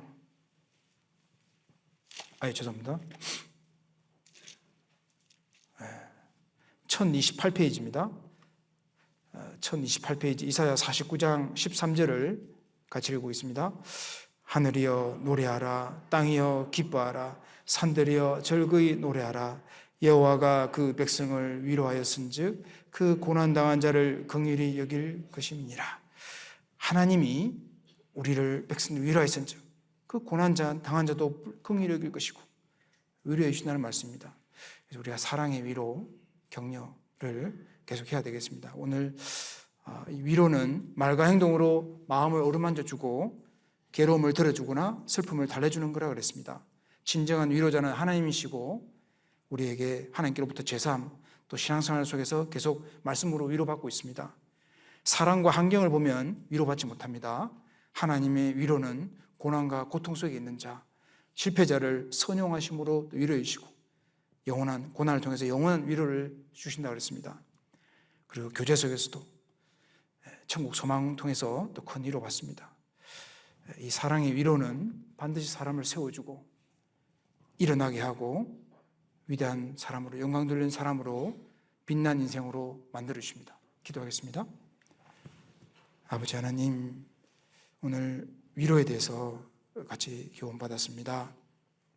진정한 위로자는 하나님뿐임을 또 알게 해주시고 지금 오실 때까지 말씀과 교제 안에서 또 위로 또 받고 또 다른 사람을 또 위로해 주는 저희들이 되도록 도와주시고 그동안 눈물로 헌신해 오신 우리 평택교회에 넘치는 은혜로 보상해 주시고 모든 기도 소원을 또 이루어 주시옵소서. 우리를 변함없이 사랑하시는 예수님의 이름으로 기도드립니다. 아멘. 네. 은혜 찬송 303장입니다. 은혜 찬송 303장 같이 하시겠습니다.